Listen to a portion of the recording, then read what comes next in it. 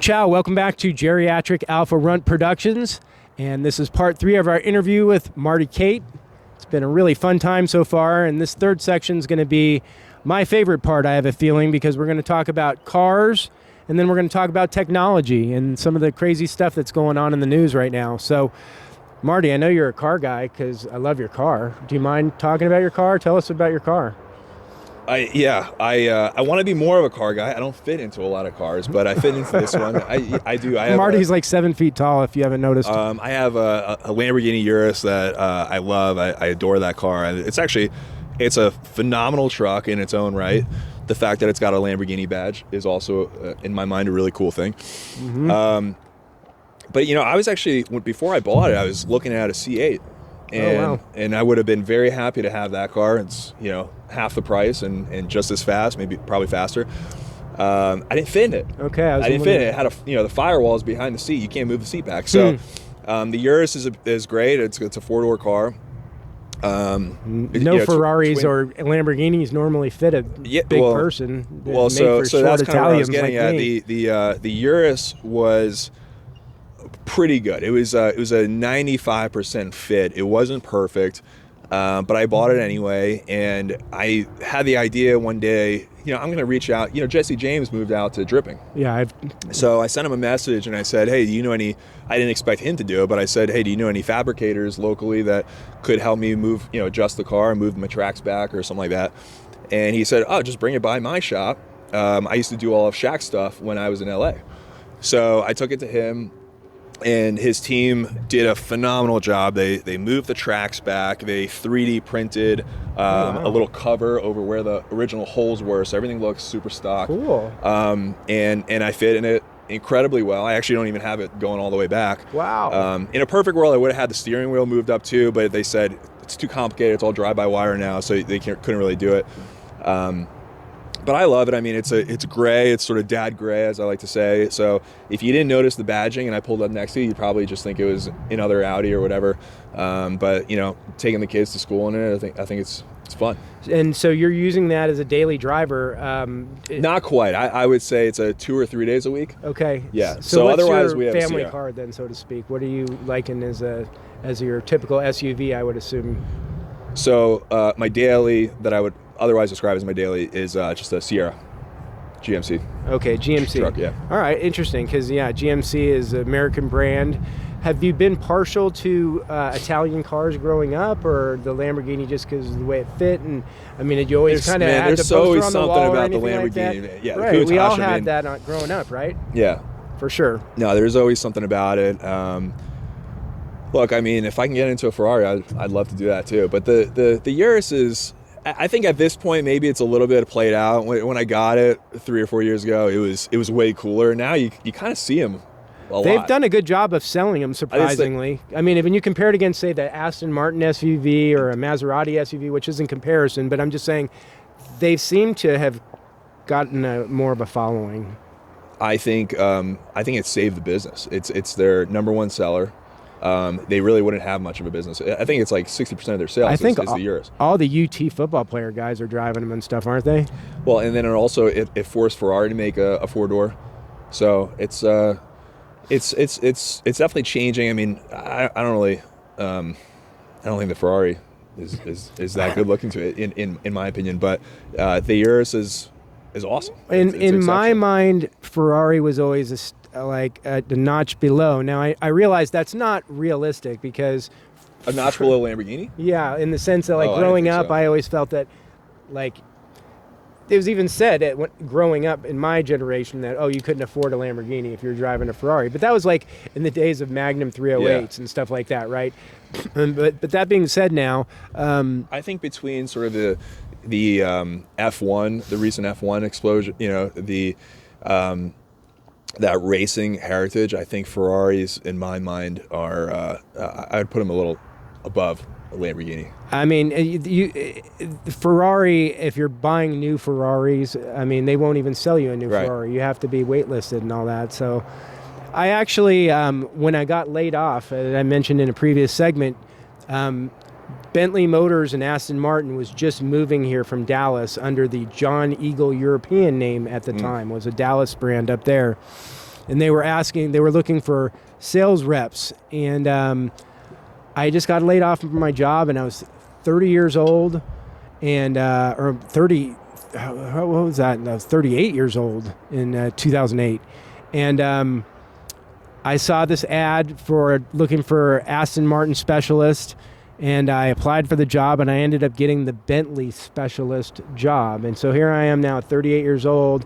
I'm going to become a car salesman, right? And they sent me to Florida to train and the whole nine. And I really thought maybe this was my calling. This is, like, again, kind of cutting myself short on, like, thought I was going to start my business and all that, and I just tabled it all. I'm going to be a car guy now. And I worked there for like only 3 months before I realized that I could sell this guy, $500 to $1 million in cars, and he'll still only pay me $5,000 a month. So, and buy me lunch. Yeah. So I quickly realized that I know I want to drive a Aston Martin, but I'm not going to ever do that working here.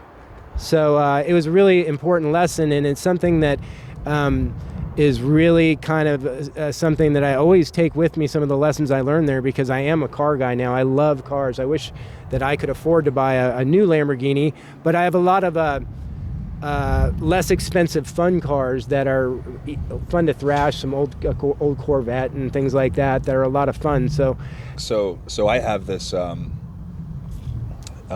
this rule that I live by called the 1,000-person rule. And what it is if 1,000, and I guess you can make it 10,000, whatever, but I call it the 1,000-person rule. If 1,000 people on the planet have accomplished something or obtained something, then there's a very clear and especially at this point between sort of all YouTube and social media or whatever, there is probably a very well-defined path to getting that thing. If it's less than 1,000 people, if it's, playing in the NBA, being the president of the United States, there's no formula. Luck plays a major factor, genetics, among other things. But Ferraris, Lamborghinis, getting one of those things, there's being a real estate millionaire, all these, catchy things, everything, these things that everybody wants, there's a very clearly defined path to getting it. You just kind of have to have that discipline, consistency, whatever. Sometimes you just gotta be stupid enough to believe in the gurus. I mean, I see it all the time, these guys that go to these real estate, get rich quick kind of seminars. Mm-hmm. The dumbest guys are the ones that follow through and do it and don't second guess themselves, and they actually become millionaires, right? There's no industry that's got as many dumb people as millionaires as real estate, and so but I think the most insidious thing in sort of our culture is this kind of scarcity mindset. And the best thing ever was when I went into, I didn't plan on getting the Lamborghini either. I had gone I had a meeting, and it was near the Lamborghini dealership, but I showed up early, which is very unlike me. I'm usually always late to everything. But I was early, and I just said to myself, let me pop in here and see, what are these things even like? I go in there, and I start talking to the sales guy. I'm like, man, how do people buy these things? Do they finance them, or is it like a cash only thing? Is there like a wait list or whatever? And what I learned very quickly, these guys want to put you in one of these things. They're not like, it's not like some thing on a hill that they don't want you to have. So the salesperson explained to me, he's like, oh man, you just tell me what you want to pay. We'll figure it out. You're welcome to these cars. It's not like some insider club that's got some exclusivity that you don't have access to. Right. It's so, one of the methods, I didn't actually do this, but I thought it was clever and eye-opening, was these exotic cars, you can finance them like boats. You can finance them over 144 months. So when I did that math, I didn't end up doing it, but not because I didn't want to. I just, at that time, the business had just made money, and it was cap gains, and so I didn't have W-2 income, so they wouldn't accept it. But I wanted to do it, and if I had financed it over the 144, my payment for the Lambo would have been less than my Sierra. And so, and that's what these guys do. It's sort of like, it's a completely different board game. They're playing a that does different sound board like game. it. So I didn't know that. they will buy these cars, exotic, rare cars, whatever. They'll finance it in such a way. They'll buy it. They'll get an allocation, so they'll buy a brand new one. They'll drive it for 6 months. Then they give it back to the dealership, go on to the next one. They probably either spent very little on that trade, or they drove it for free, or maybe they even made money, depending on the specs of the car. So that's a whole different, game that these guys are playing. And again, the fun thing to me is I love learning that there's this whole other board game which nobody's keeping a secret. It's not a secret. It's just not discussed. Right. And so if you find somebody that has played on that board game, they're very open and they're excited to tell you about what these opportunities are. So the Lamborghini could be within much more reach than you think. Well, I just have to sell a few baseball cards. See, if I told you about the things that I have in safety deposit boxes, it's like, the difference is one stays in a dark, safe place and is liquid, and one of them goes out and gets a pebble and gets wrecked, and then also it needs maintenance and all this stuff. So I've kind of made my hobby my investment business, so I could make it happen. I maybe at some point I'll be there. It's really hard for me not to be ultra anal retentive if I have something nice. Yeah. So it's like I've learned the hard way that it's better to just buy a new Lexus and you can deal with something if it happens.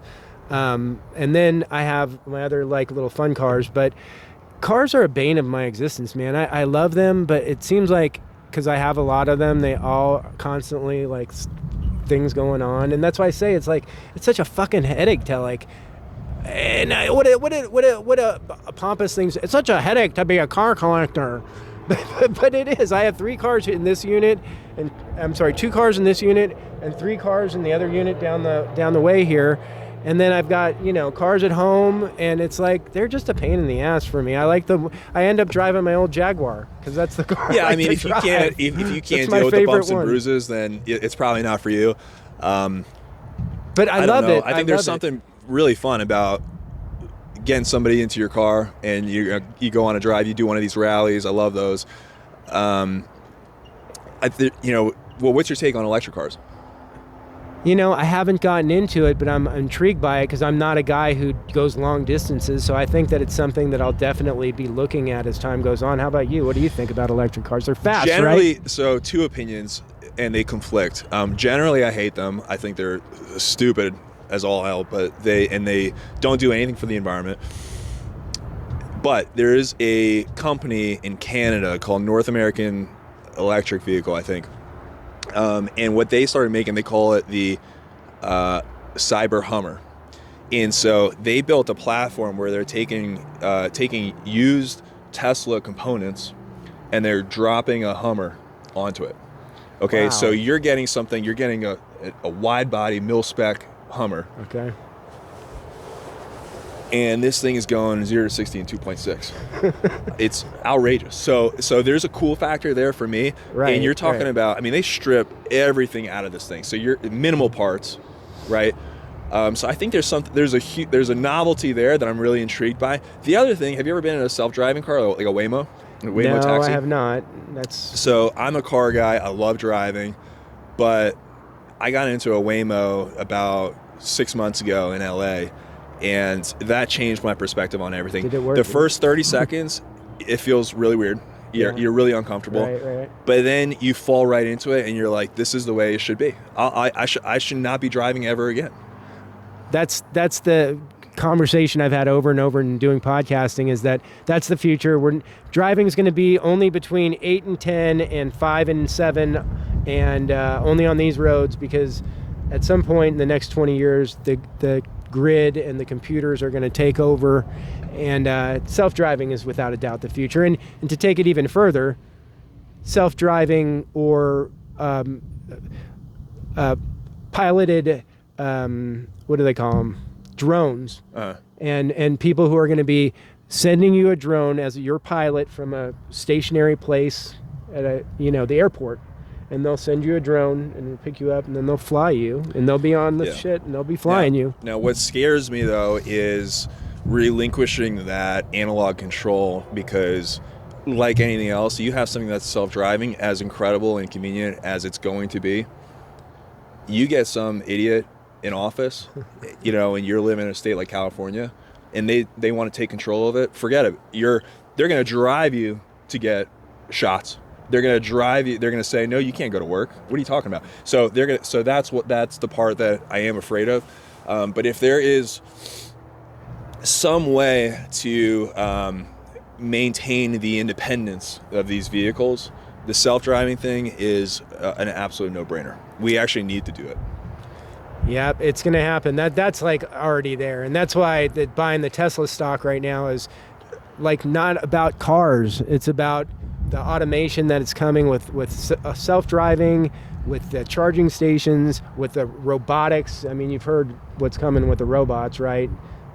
All of our jobs are going to be gone supposedly, and we'll see. But pardon me, as I mentioned, I was getting over a little sickness there.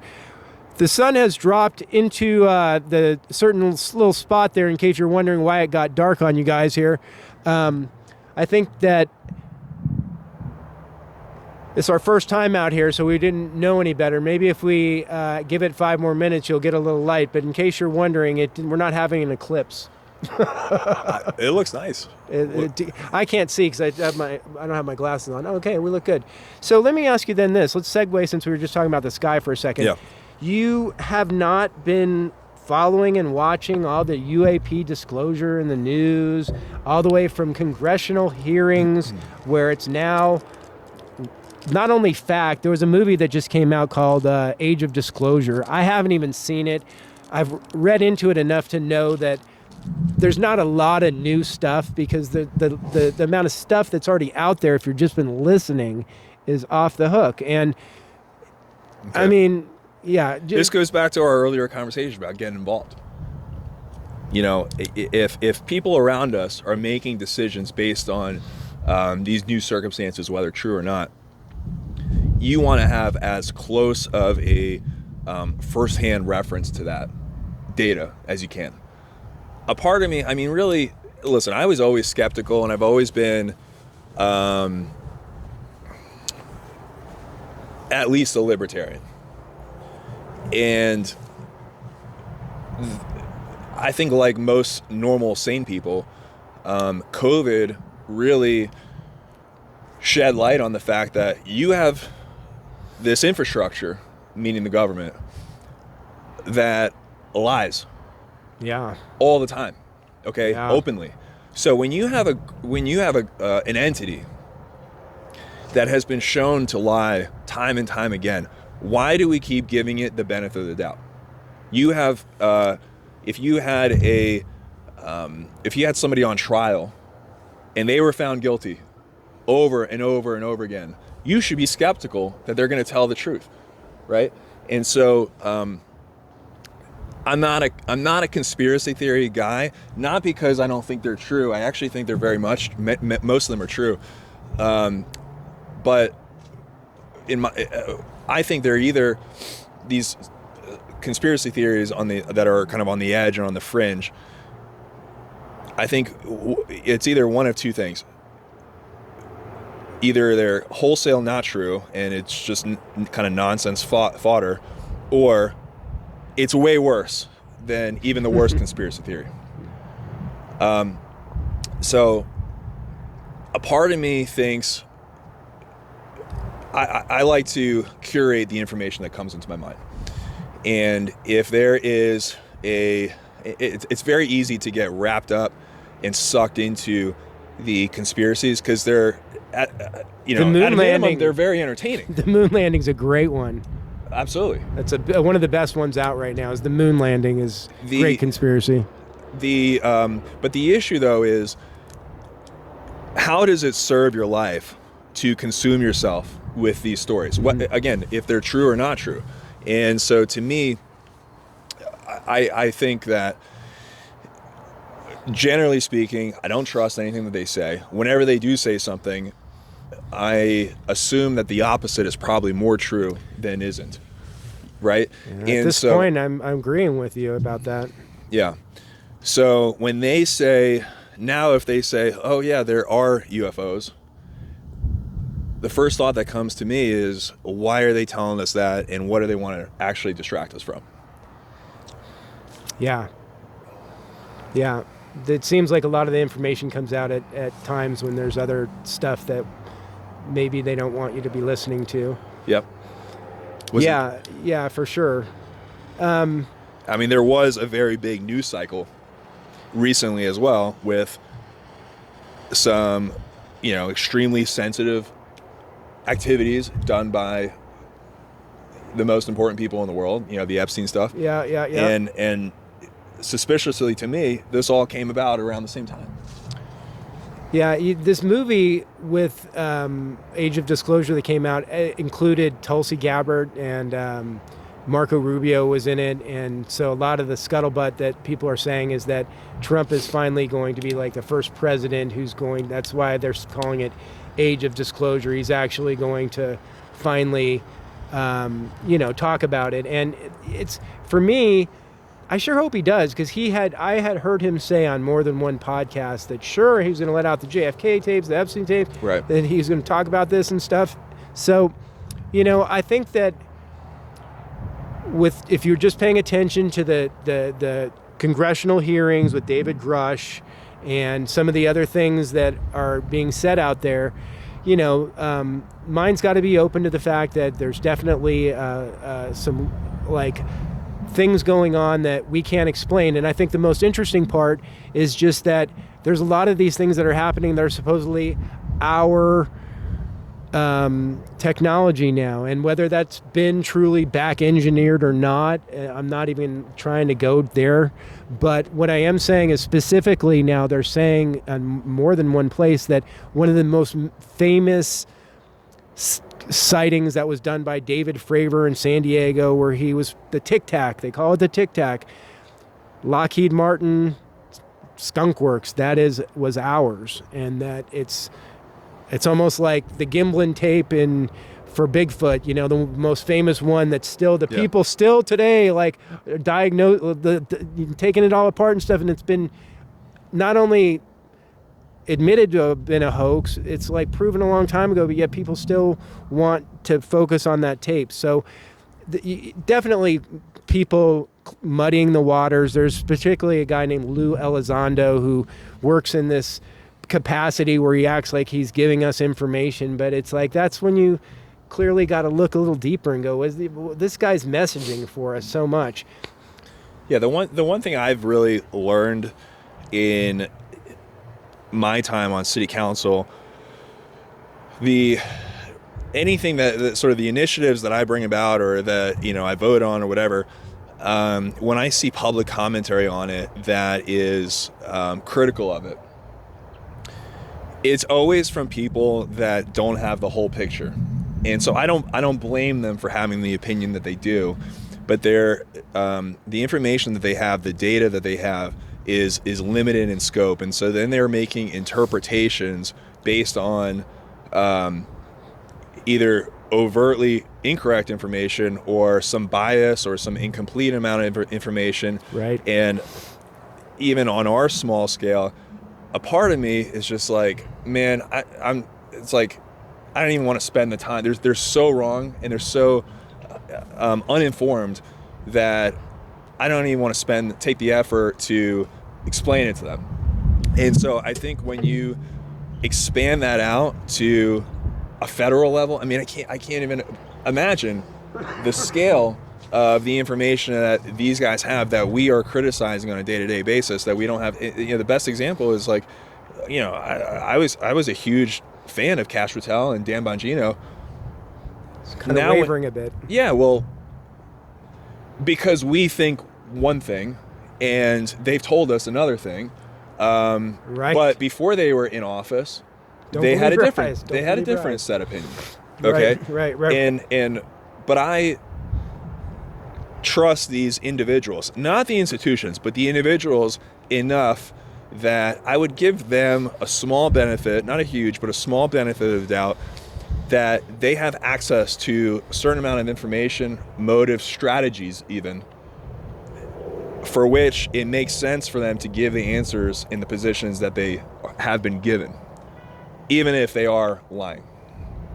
So I think, man, I'm a big Trump guy. I've always been since the day he came down the escalator. I remember where I was when he came down the escalator. I was watching it on TV. And I remember in the first debate, the Rosie O'Donnell thing, my wife and I were watching, and she called it. She, pointing at the TV, she said, "That's it. He's going to be the president." And I was like, "Yeah, I hope so, but I don't think so." And sure enough, and I think him, quote unquote, losing, right, and the second time, right, was actually a blessing in disguise. I think. I'd love to say that. Right. So we are in a great place. The biggest fear that I have is he's going to be so effective in the next 2 years by the conclusion of this term that, the good times create weak men thing, we're going to be in a position where we're going to be complacent and we're going to take it for granted. And the public at large is going to elect somebody like The Rock and think, oh, Trump did all these things. Certainly The Rock could do it. He was on TV as well. Right. People completely misunderstand and don't give him the credit that he deserves for the complete mastery that he has of influence and really judgment and negotiation that he's doing with these world leaders. That's the biggest fear that I have, is who's going to come next. Even if it's for somebody that I agree with, somebody from our side, nobody's going to do him justice. So I think hopefully he locks in as much good as we can in the next 2 or 3 years, that the next person's not going to matter. It's so important to win the midterms.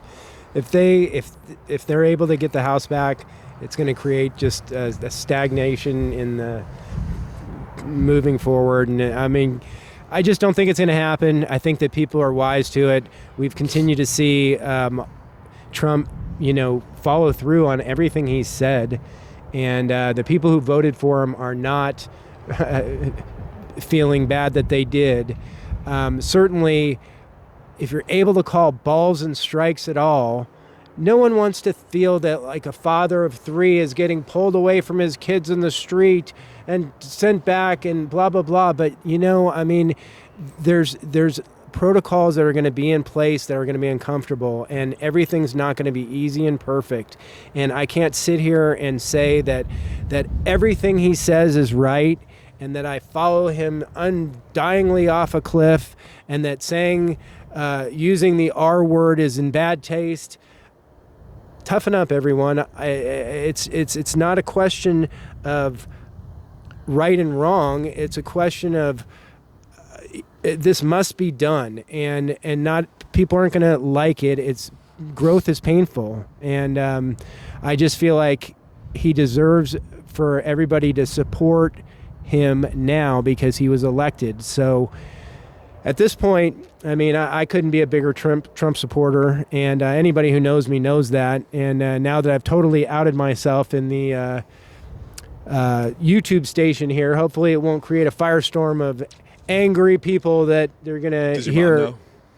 Well, unfortunately, my mom's a diehard liberal from California who still lives in Laguna Beach and thinks it's 1975, and she has the moral high ground, and that we are mean with our words, and it's mean that you're calling Tim Walz a retard, but it doesn't matter that billions of dollars were lost under his watch to illegals. Focus on his words right now. Yeah. And these are the things that I've got to tell people.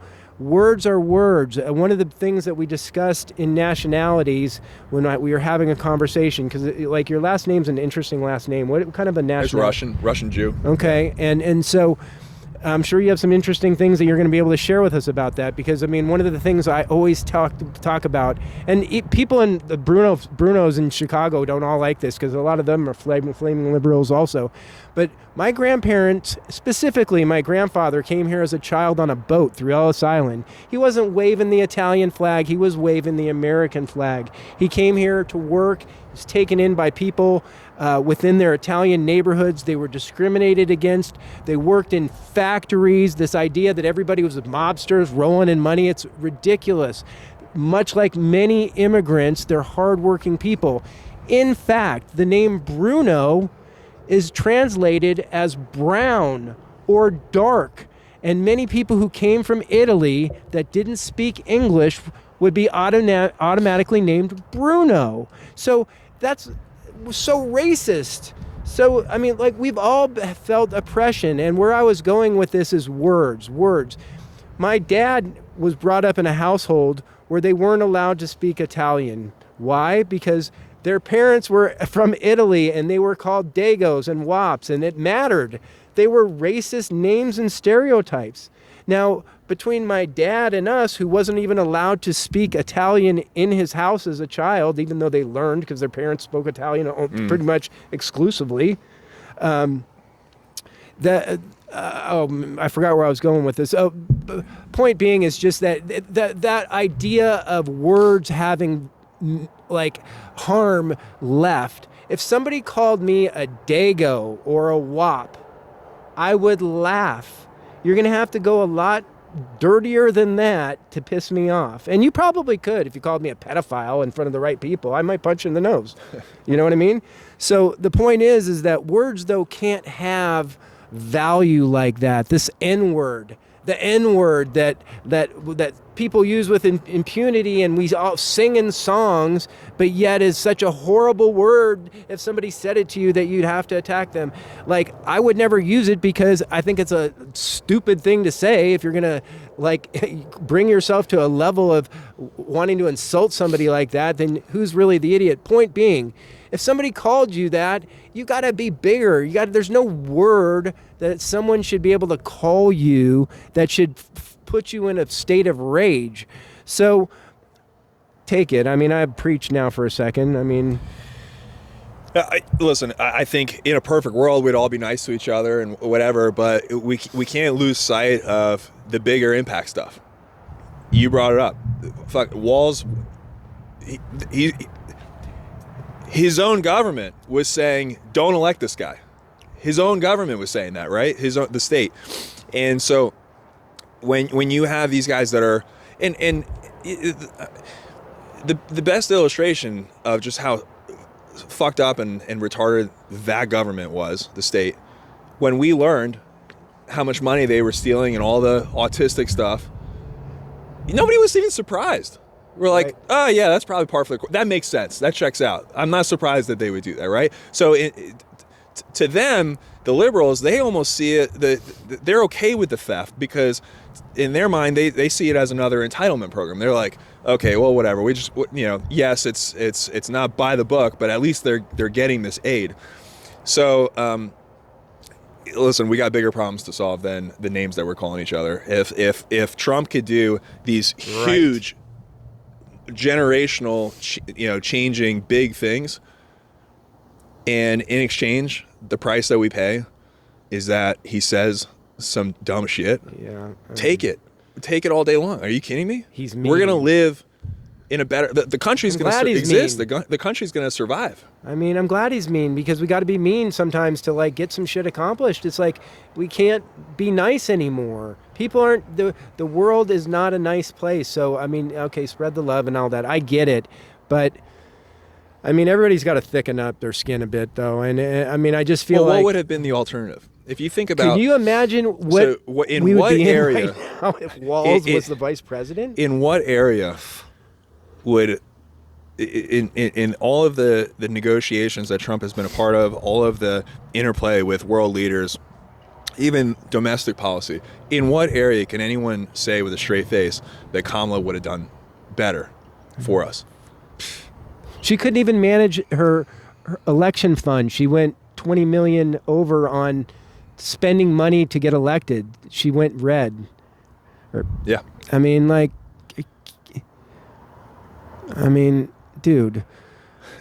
It's just, it's beyond me. Anyway, like I said, it's funny that you brought up my mom because, I've actually don't even talk with my sister anymore. And there's something else in that mix, but it's very much politically oriented. And, I'll But just... are you more willing to talk to her than she is to you? Not at this point, because we got other things in play. But I mean, like, without a psychology lesson, let's just say that we're a family of UCLA elitists and people who think they're smarter than you.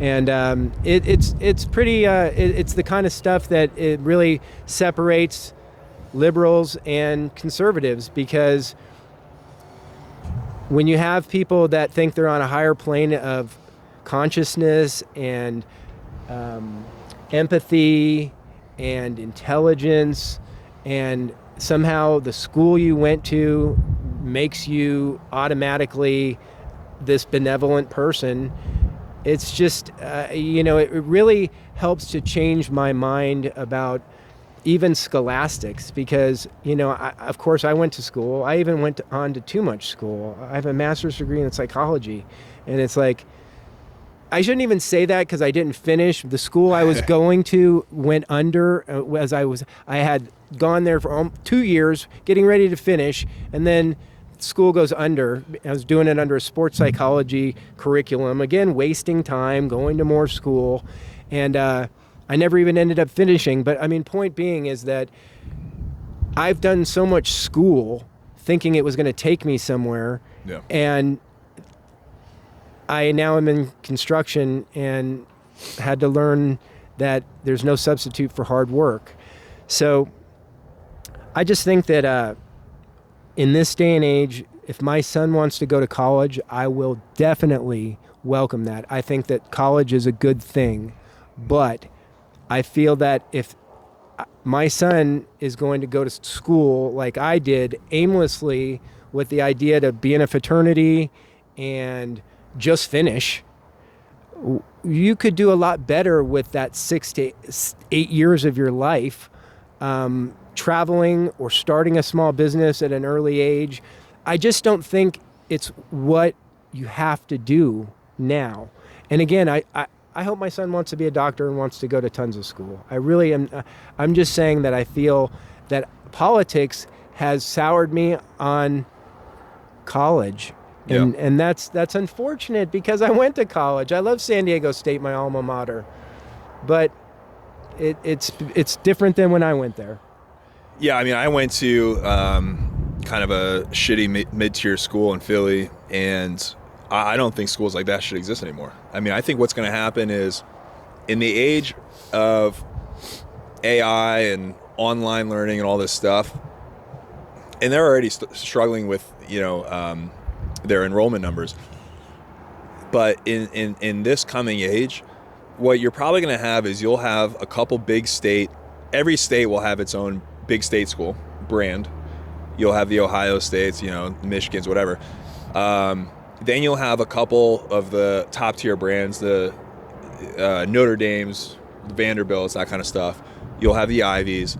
But outside of that, there's no reason for, I went to Drexel, which is an engineering school in Philly. There's no reason for a school like that to exist.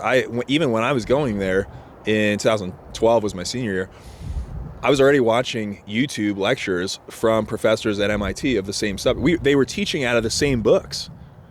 So why am I paying for this education when I'm literally getting I'm working out of the same book. I'm watching an MIT professor do this lecture better. I mean, my opinion on the whole school thing is so retarded now.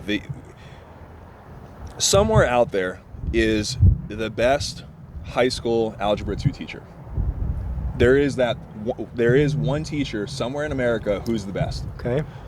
That person should be a fucking millionaire. Okay, we got to pay that person a ton, and we should stream everything that they do, distribute it to, if we're gonna have a federal school board, every kid should have access to that one teacher, and that teacher should be absolutely loaded. Outside of that, the teachers that I had were completely uninspiring. They were fucking idiots, and really, I mean, and maybe this kind of goes back to our entrepreneurship discussion. I was equally a bad student as I was a bad employee, and I just wanted to get it over with. I couldn't wait to start working. I just wanted to make money, and so I saw school as this thing that I just had to kind of get through. Right. But if I had a teacher that was compelling and inspiring, that was actually good at teaching is a skill. Teaching itself is a skill beyond just knowing the subject matter, right? So I think this whole thing's going to change. My kids are 7 years old. I doubt they're going to go to college. They might go to something that we call college, but it's going to be very dissimilar to what we went to. Right. And frankly, I don't know that I would even support it. I mean, if they want to go to West Point, hell yeah, let's do it. But if they want to go to, maybe they'll play college sports. Even that, I think at this point is kind of a waste of time too. It's the only thing that's worth the time now, actually. Unless you want to be a doctor or you're playing athletics, which now you get paid.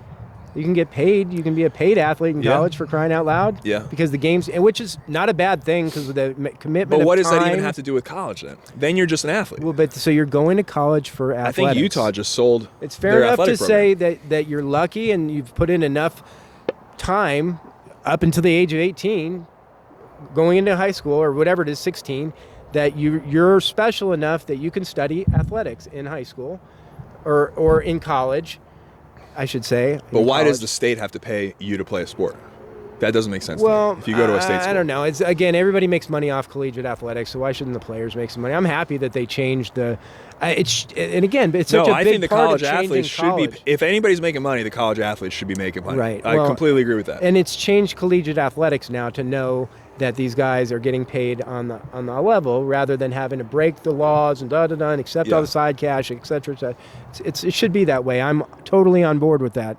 But again, I'm very supportive of the athletes getting paid. What I Right. don't support is these bloated school bureaucracies and administrations making money off the backs of the college players. fair enough. And then meanwhile, they have the leftist And by the way, these schools are agenda. subsidized by the taxpayers. And leftist agenda coming out the ears, man. I mean, that's the main, harsh reality to the public schooling system and the reason so many people are homeschooling. And, it's just, we haven't seen that here because we're in Central Texas. So I think that we're a little bit better. But if you've ever watched some of the videos and stuff where you have Pride Day in elementary school. I mean, and listen, dude, I love gay people. I don't want to even have to get into who I know's gay and blah, blah, blah.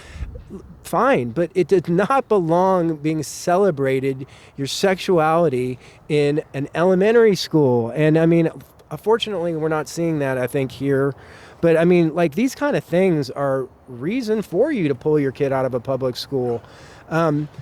School is in some pain right now, and I mean it's a sad thing to say because again, my generation was a generation where the immigrants send their kids to school. All my parents' kids went to school, or all their brothers, they're all school, and then their kids went to school, and then now we're the generation of well, is it important to go to school? We have Alexa. Do you have to go to the library? These things that we did. I had a typewriter. Does that mean that my son doesn't use a laptop? I mean, come on now. So we definitely got to cross some subject on that one. Anything else you want to say before we close the internet? Well, I think the point though that I think what we'll agree on is self-education is what should be encouraged and really demanded of our kids. That the curiosity, the search for knowledge, that's what you want to instill in the kid. Schools, as they are today, don't do that. That's the broken part of it. So another reason why adolescent sports are so important. You are jiu-jitsu too. Yeppy one day, he described to me, I love the way he put it. He said jiu-jitsu is this, he thinks of it as this world map that's laid out in front of him. And the more he learns, the more visibility he has on different parts of different parts of the map, right? So his jiu-jitsu experience is just seeing more and more of this map kind of develop in front of his eyes. And so when you get a kid involved in a sport like that, it builds their curiosity. You want to build their curiosity. That, to me, that's the most curiosity and enthusiasm. Those are the two key aspects you want to develop in a child. Those two things, that'll carry them into wherever they need to go. Fair enough. That's good advice. I like hearing that. I always like to hear smart things from smart people. If you've enjoyed what you have heard today, you got to like, subscribe, and share, because that's how I'm getting this thing up to speed. We're actually got our first sponsor, and I'm not going to mention it right now because it happens to be one of these cannabis brands that's having some legality issues, but I'm happy to rep their brand for them and promote their product here locally. Going to look for that. And any other sponsors who'd like to hop on the GARP Express here and be a Geriatric Alpha Runt Productions fan, again, like, subscribe, share. Thanks so much. Marty, I appreciate your time today. It was really fun. Enjoyable Thanks conversations.